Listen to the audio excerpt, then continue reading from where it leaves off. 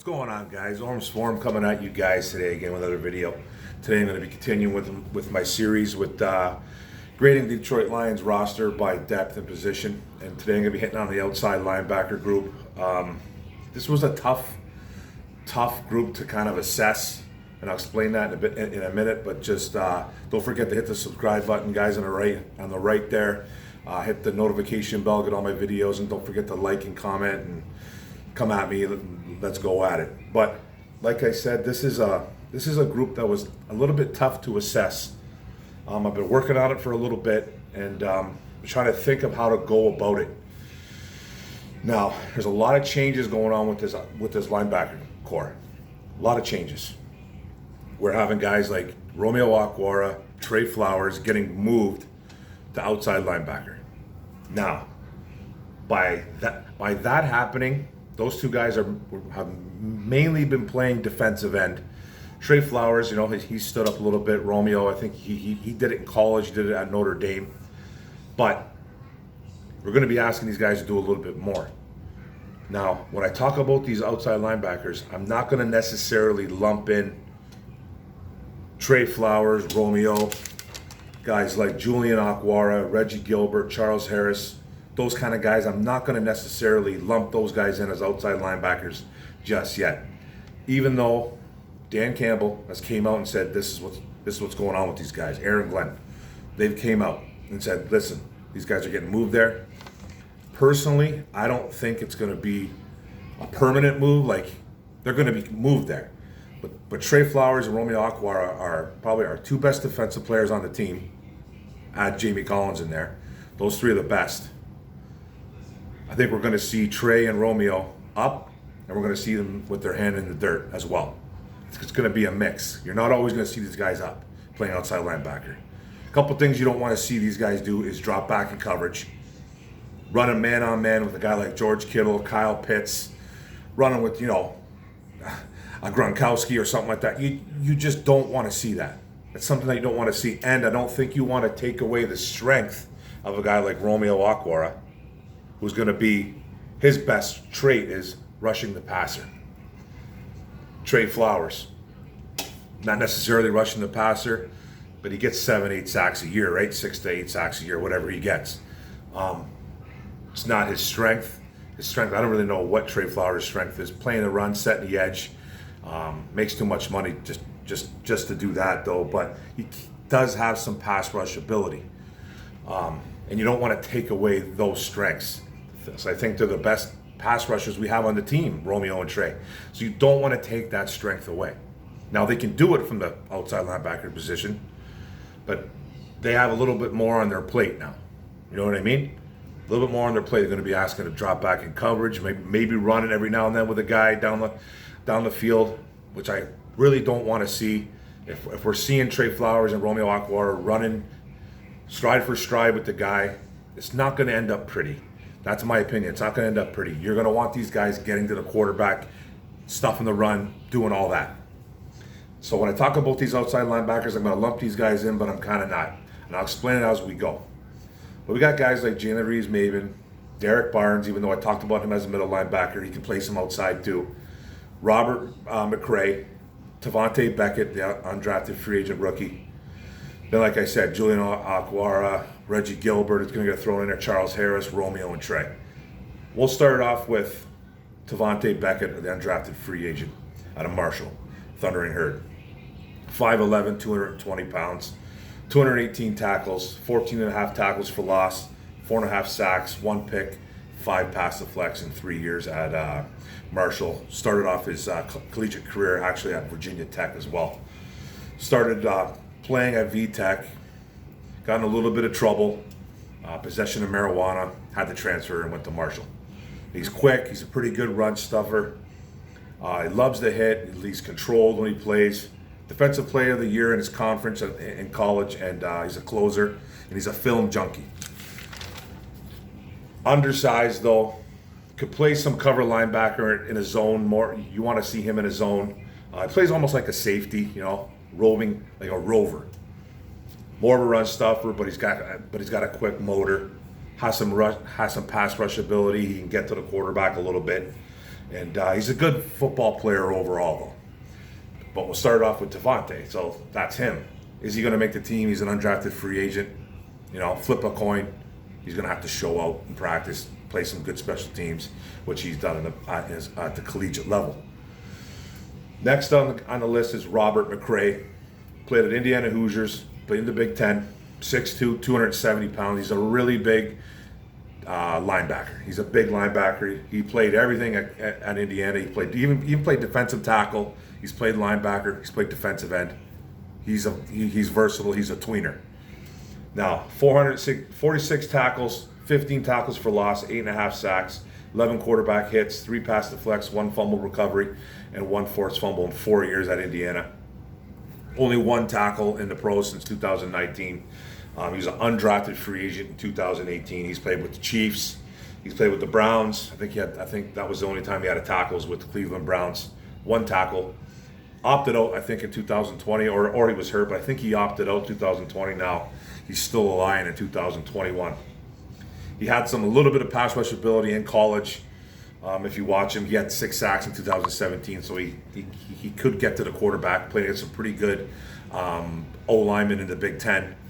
Ability to play D-line and linebacker, like I said, he's that tweener. Now, he's going to be a guy that's been in the league since 2017 and hasn't done a thing. He has not done a thing. He's already played on 3 teams in 5 years. Don't know, or 4 years, 18, 19, 20, 21. 4 years, going on his 4th year. He's had 1 tackle. There's not really much to say about Robert McCray. He could be gone. He could be history. Don't know what's going on. 3 teams already at 4 years. Come on, you know what I mean? He's one of our guys that could be possibly playing outside linebacker. We need to see something from him because he did have a little bit of ability in college. He was,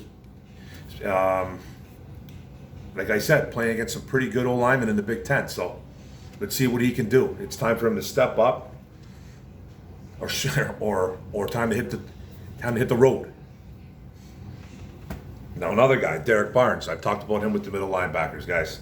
You heard me say numerous things about Derek Barnes. Almost sick of talking about the guy. But I like him. 6'1", 240 pounds, Purdue Boilermaker, 317 tackles, 33 tackles for loss, 10.5 sacks, 5 QB hits, 1 forced fumble, 1 interception, 3 pass deflects at Purdue as a Boilermaker. Versatile linebacker, can play on the line, off the ball, can play some outside. He can do a few things. He's a pass rusher and a run stopper, though. That's what he is right now. That's what I call him, a 2-down linebacker. That's what he's called to me, in my opinion. I think he's a 2-down linebacker at the moment. I think he could evolve. I think he was like I talked about with the middle linebacker core. I think he can develop in the pros because I think he was very underdeveloped at Purdue. He played a lot on the line, played a little bit off a linebacker, just moved him around. I think a little bit too much. But he was versatile, so he's a pretty good football player. But I think he's a guy that's going to need time to develop, and he's a 2-down linebacker, in my opinion. You don't want to see this guy covering anybody downfield. You just don't. It's not his game at the moment. He might be able to do it, but he didn't really do it in college. This leads me to the next guy, Jalen Reeves-Maben, 6 foot, 230 pounds, 233 pounds plus, whatever. Tennessee Volunteer, played in the SEC in college. Drafted 2017 by the Detroit Lions in the 4th round. 240 tackles, 27 tackles for loss, 8 sacks, 1 pick, 4 pass deflects, 4 fumble recoveries, 2 forced fumbles in 4 years as a Volunteer. In the NFL, 90 tackles, 4 tackles for loss, 2 QB hits, half a sack, 1 fumble recovery, 2 forced fumbles, 2 pass deflections in a 4-year span. Now, he's only started 3 games as a Detroit Lion, okay? Just 3. Have we seen the real JRM? I don't know too much about him as a pro. The only college tape the only kind of tape you really can gauge him is from 4 years ago, 4 or 5 years ago as a Tennessee Volunteer. It's tough to pinpoint what he is right now. He's a special teams player. He's a guy that can more of a cover linebacker.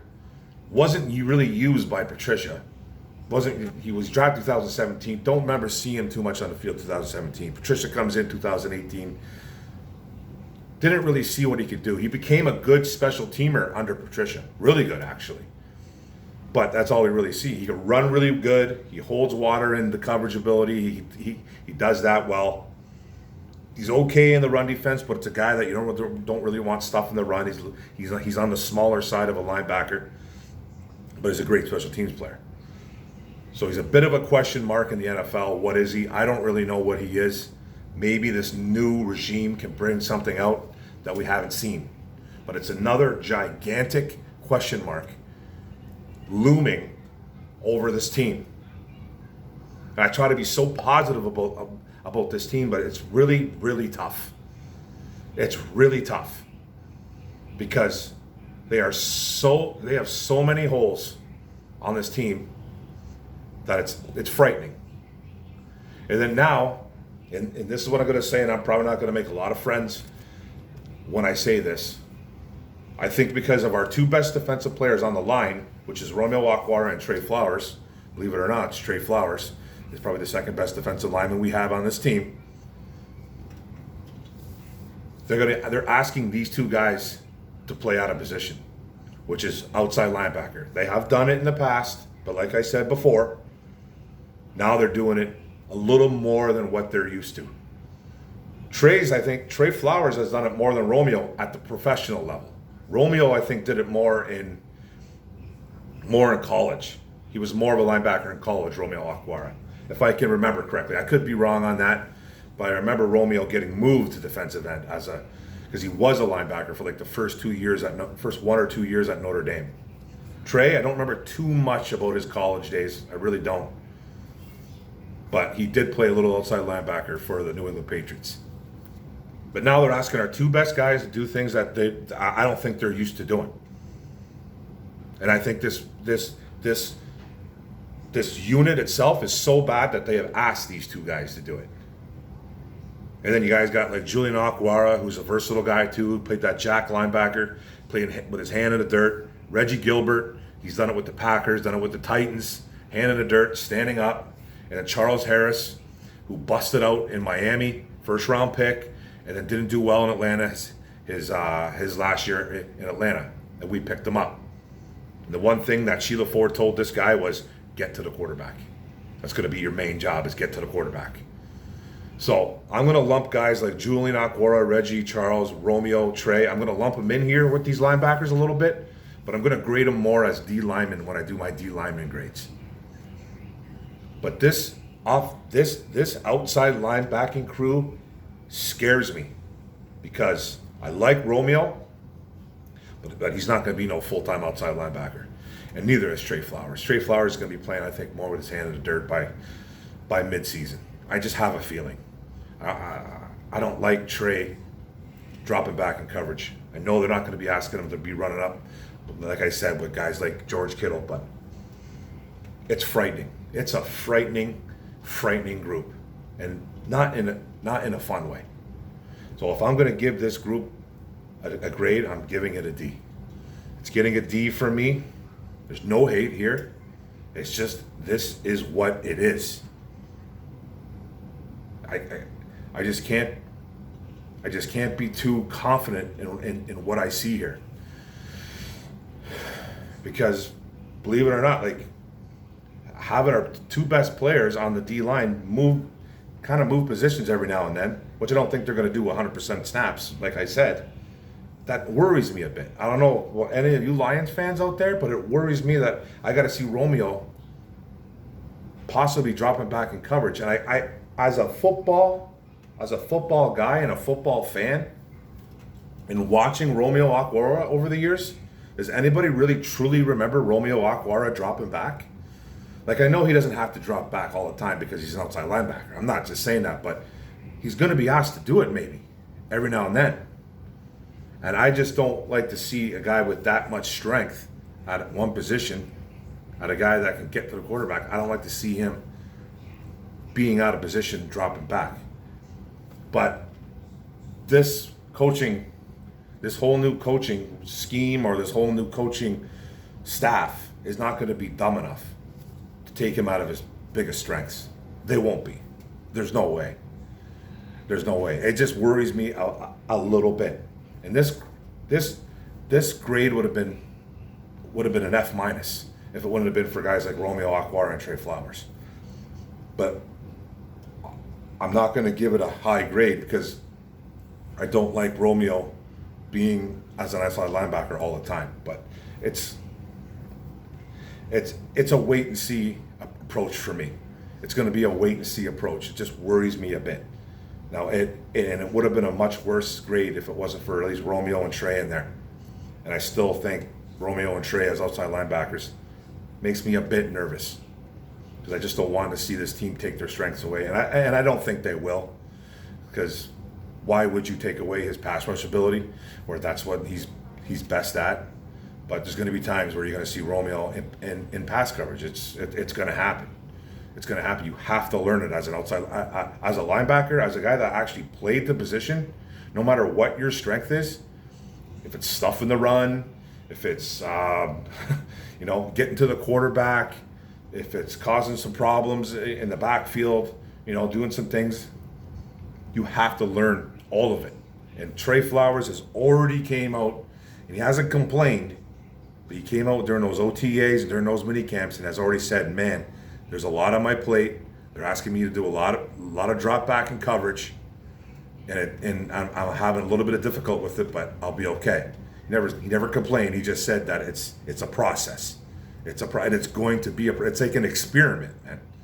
Like he's done it in the past, but now he's doing it more. And with Romeo, please don't take his pass rush ability away.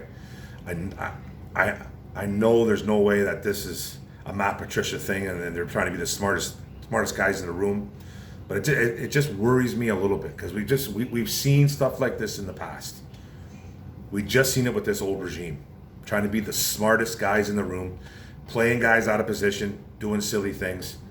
I don't think this regime is like this, but it still worries me. It still worries me. And they're getting a D. They're getting the D, the soft D. That's what they're getting. I can't give them anything higher than that. It would have been worse if it wasn't for at least Romeo's ability as a football player alone.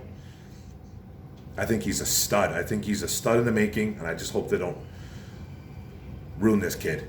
I don't think they will. It's always in the back of my head. And I'm not being a hater, I'm not being a guy that doesn't know what he's talking about, because I've seen it. We've seen this in the past. I want this team to flourish. But this outside linebacking crew is abysmal. It's abysmal. And what happens if Romeo Aquara or Trey Flowers go down? Trey Flowers is injury prone. So then you're going to have a guy like, you might have a Julian Aquara or a Charles Harris in there full time, or Reggie Gilbert. You probably see Reggie Gilbert over those guys. Reggie Gilbert has at least got some plays under his belt more. Charles Harris too, but those guys have, Charles Harris is busted out, man. But if we lose a Romeo and a Trey or one of the guys, it's going to look even worse. I don't want to think about that. But that's the grade, guys. It's a D for me. Hopefully you can get better. I think it will in the next draft coming up. But for now, man, we're not looking very good. I just don't. This defense is going to suffer. But thanks for the video, guys. Don't forget to hit the subscribe button in the bottom right. Don't forget to hit the notification bell, get all my videos, and don't forget to like and comment. And we can talk about this, man. Come at me. Let's go. Let's have a normal discussion. Let's be real about it, okay, guys? Go Lions, man. Boom.